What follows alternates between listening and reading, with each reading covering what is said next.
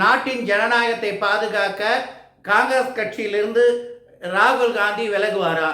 தேசிய பார்வை சேனல் நேயர்களுக்கு அன்பு வணக்கம். நான் உங்கள் ஹேமந்த்குமார். நான் ஹேமந்த்குமார் எல்லாரும் பார்க்குற நேயர்களுக்கு தெரியும். நான் ஒரு பிஜேபி ஆதரவாளன். ஆனால் அடிப்படையில் ஒரு தேசியவாதி, ஜனநாயகவாதி.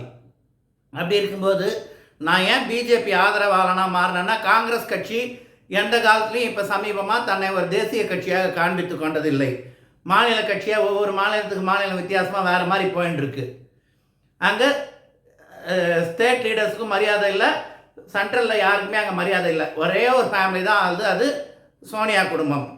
ஆனால் அவர்களும் 2004 கருத்து படுதோல்வி. 2 தேர்தல் தோற்றவனே படுதோல்வின்னு சொல்லலை. 3வது தேர்தலையும் தோக தான் போகிறாங்க, 2029 தோக தான் போகிறாங்க. அது இல்லாமல் பல மாநிலங்களில் தோல்வி. காரணம், அவர்கள் மாநில தலைமையை வளர்ப்பதில்லை, மக்களுக்கும் அவங்களுக்கும் இடைவெளி, தொடர் தோல்வி அடைகிறாங்க. ஜனநாயகம் பார்க்கும்போது நான் பிஜேபி ஆதரவாளனாக இருந்தாலும் பிஜேபி தொடர்ச்சியாக ஜெயித்தாலும் ஒரு வலிமையான எதிர்கட்சி இருக்கணும். ஆனால் அவங்க எதிர்கட்சி அந்தஸ்துக்கு கூட இல்லை. இந்த மாதிரி தோல்வி என்பது வர தேர்தலையும் அப்படி தான் இருக்க போகுது. காங்கிரஸ் கட்சி மேலும் மேலும் தோல்வி அடைகிறது என்பது ஒரு நாட்டின் ஜனநாயகத்துக்கு பாதுகாப்பு இருக்காது.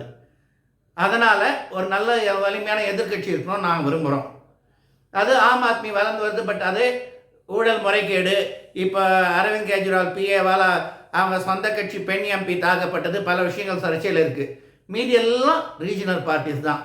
காங்கிரஸ் கட்சிக்கு மட்டும்தான் உறுப்பினர் இருக்காங்களோ இல்லையோ, இந்தியாவில் இருக்க எல்லா மாவட்டத்தையும் ஒரு மாவட்ட தலைவர்னாவது இருப்பாங்க.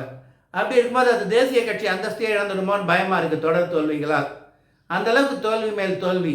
இதனை தடுக்கணும்னா அந்த குடும்பம் காங்கிரஸ் கட்சியிலிருந்து ராகுல் காந்தி பதவி விலகினா தான் சரியாக இருக்கும். கட்சியை விட்டு வெளியில் வந்தால் தான்.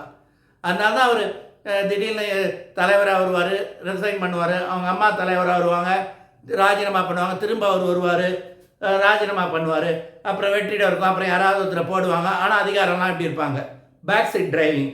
அதை விட்டு கட்சியை விட்டு முழுமையாக இவர்கள் விலகினால்தான், அந்த கட்சி ஜனநாயக முறைப்படி செயல்பட்டால்தான் வலிமையான எதிர்கட்சி இருக்கணும். வரும் எதிர்கட்சி இருந்தால் தான் ஒரு நாடு ஆரோக்கியமாக இருக்கும். பிஜேபி எல்லா வேலையும் சேர்த்து செய்கிறாங்க, நல்லா இருக்குது, அது வேறு. நான் ஜனநாயகத்தின் தத்துவத்தின்படி சொல்கிறேன். விலகுவார்களா? அதுதான் கஷ்டம். நன்றி, வணக்கம்.